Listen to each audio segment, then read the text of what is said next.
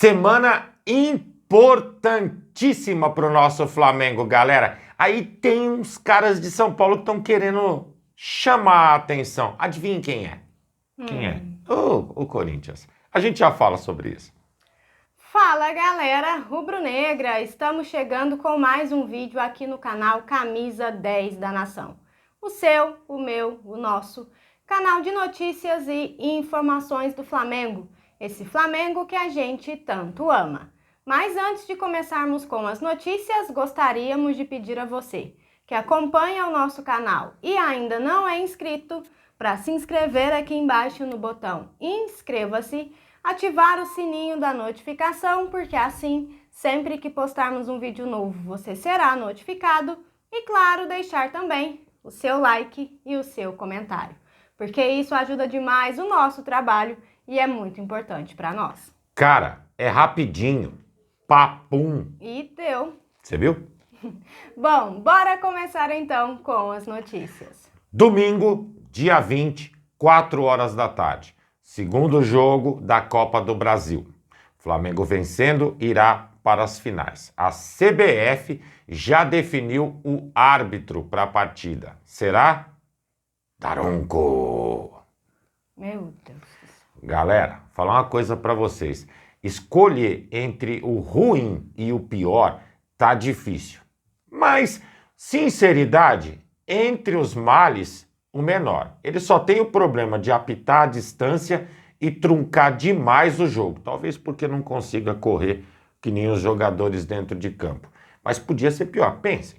Qual que é o nome daquele cara lá que... O Wilton Pereira Sampaio? Já pensou se fosse ele? Eu estava na roça.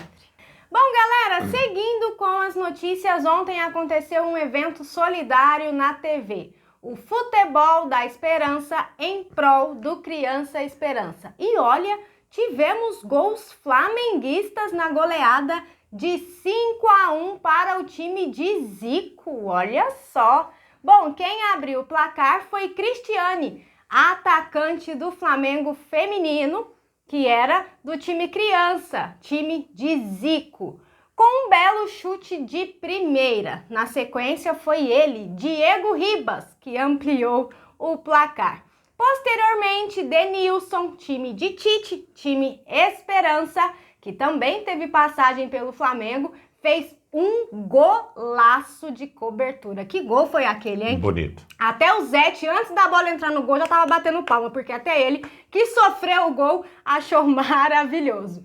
Bom, amigos, no segundo tempo, somente o time de Zico marcou gols. Primeiro, com Dodô. Na sequência, o ator José Loreto marcou de pênalti e correu ali para comemorar com o Zico. E por fim, o também ator André Luiz fechou o placar de 5-1 para o time de Zico e também foi lá comemorar com o nosso galinho.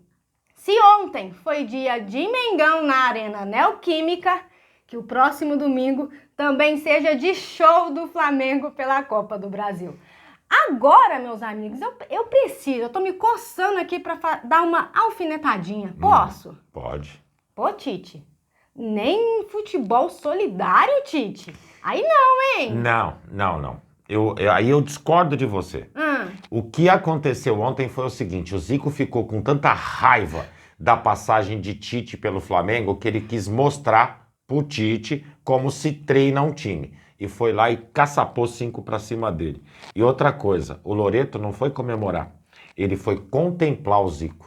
Até ergueu o Zico no colo. Queria jogar o Zico pra cima, mas teve que ter cuidado ali, né? E um detalhe, o Tite estava roubando ontem na partida. Verdade, jogando com a 11 jogadores em campo. Aí não, hein, Tite? Sacanagem. E outra coisa, antes de começar o jogo, o Zico falou que o futebol era solidário. Depois que fez o 5º gol, fechou a casinha e falou, não, aqui não passa mais. Solidário não tem nada, ele quer ganhar. Assim que funciona. Continuando com as notícias. Galera, essas próximas rodadas do Campeonato Brasileiro, elas podem ser sensacionais para o Flamengo. Por que você está falando isso? É simples. 2 jogos seguidos no Maracanã. Contra o Fluminense, agora no meio de semana, e a próxima rodada contra o Juventude. Ao passo que O Botafogo, apesar de jogar no Rio, não vai ter o Engenhão. Vai jogar no Maracanã contra o Criciúma. E na sequência vai a Bragança Paulista enfrentar o Red Bull. Galera, quem aí acredita que o Flamengo ainda tem condições de brigar forte por esse título? Vale a pena destacar que o Mengão ainda tem um jogo a pagar contra o Internacional devido às enchentes do Rio Grande do Sul. Sinceridade, se o Mengão tiver queda de pontuação nessas próximas 2 rodadas versus tropeço do Botafogo, olha, dá para confiar e confiar forte que a gente consegue encarar isso aí, hein? Eu também acho. É 2009 de farol alto atrás do Botafogo. Vamos para cima deles. Vamos para cima deles. Bom, galera, seguindo com as notícias, nós que falamos de Flamengo, estamos aí nesses últimos dias falando muito sobre a situação envolvendo a venda de Hugo Souza para o Corinthians. É sobre forma de pagamento, é garantias que eles dão, parcelas que estão em atraso, enfim. Porém, a gente só vê o que está acontecendo com a gente mesmo. Mas o Flamengo, meus amigos, não foi o único que deixou de receber valores estabelecidos em contrato. Ontem, o presidente do Cuiabá, Cristiano Dresch, criticou a postura financeira do time paulista e lembrou pendências pelo volante Ranieri. Ele disse o seguinte: a situação do Corinthians é ridícula. O Corinthians está dando um golpe no futebol brasileiro, porque não está pagando ninguém e está contratando, pagando 4 milhões de reais por mês por um jogador estrangeiro e não consegue pagar o Cuiabá, que é muito menos do que eles vão pagar por mês para Memphis Depay. Precisa criar uma regra de que o jogador só pode entrar em campo se a parcela estiver em dia. Se ela não foi paga, não pode jogar. O Corinthians está disputando com o Cuiabá para permanecer na Série A. E todo dia sai uma nota dizendo que a conta foi bloqueada, de problemas com o patrocinador e que está contratando jogadores de seleções. É palavras do presidente do Cuiabá, viu, meus amigos? Aí, galera, nós aqui vemos muitas pessoas dizendo, e devem ser torcedores do Corinthians, o seguinte: ah, mas o Flamengo tem que cumprir o que está no contrato e aceitar o parcelamento por Hugo Souza. Aí fica a pergunta: por que só o Flamengo tem que cumprir o que está em contrato e eles não? Então, o Criciúma é um time modesto, todo mundo sabe, apesar de ter história nos campeonatos tanto de Série A quanto de Série B, mas não me recordo de ver o time fazendo gastos exorbitantes e muito menos devendo para ninguém. Primeiro ponto. Segundo, ainda ontem a gente trouxe no canal a situação envolvendo Flamengo e Palmeiras com relação ao fair play financeiro. Isso se enquadra perfeitamente e acreditem, nos próximos anos esse tipo de coisa vai rolar dentro do futebol.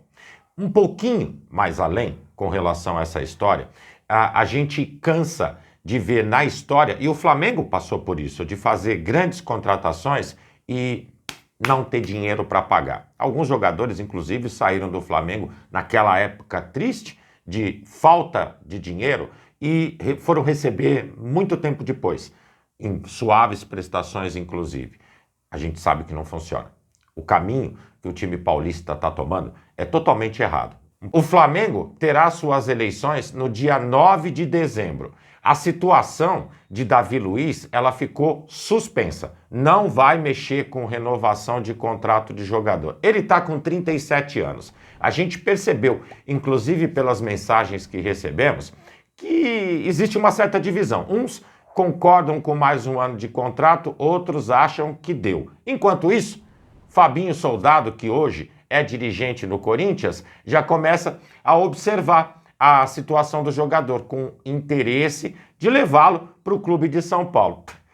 Eu sinceramente, eu vejo muitas negociações que aparecem o nome do clube paulista interessado em jogadores, principalmente quando é refúgio dentro do Flamengo. Não entendo com que intuito e muito menos por quê. Será que todos estão tão propensos a jogar em um time que não paga ou que não honra com os seus compromissos, haja visto, por exemplo, a situação que a Ju está comentando relacionada ao Mateuzinho. Não é verdade? Sim.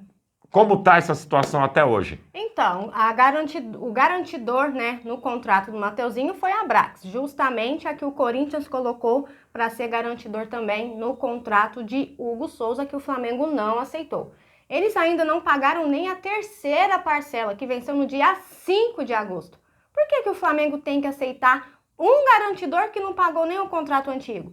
É via de mão dupla, né? Se um tem que cumprir um contrato, o outro também tem. E essa observação do presidente do Cuiabá, ela, sem dúvida nenhuma, é corretíssima. Também concordo com ele. Não está em dia, não entra em campo para jogar. E deu! Continuando com as notícias, galera, a gente trouxe aqui a seguinte informação. Arrascaeta foi extremamente criticado pelos uruguaios depois da partida que inclusive perdeu de 1-0 para o Peru. Mas vocês sabem quem foi extremamente elogiado? Varela. Eita! Adivinha jogando como o quê? Zagueiro. Jesus amado. A mesma posição que faz o Fabrício e o Léo Ortiz. Você acredita? Que é isso? A gente sabe que nessa posição do Flamengo a gente está muito, mas muito bem servido. Na lateral, existem divergências. Afinal de contas, a gente tem o Wesley, que tem dias que faz lembrar os grandes momentos de laterais do Mengão. Outros, é melhor esquecer que ele teve em campo. E o Varela segue mais ou menos a mesma pegada. Mas, se recebeu elogios, de repente, numa eventualidade de contusão, cartão, por que não optar pelo Varela como zagueiro? Vai vendo. Quem te viu, quem te vê, hein, Varela? Brincadeira, viu? Então tá. Bom, galera, e essas eram as notícias que tínhamos para vocês agora pela manhã.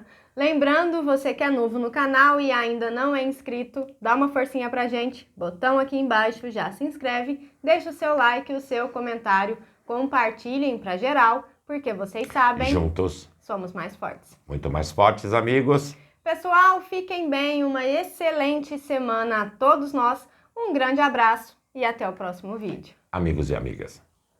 Tchau, tchau.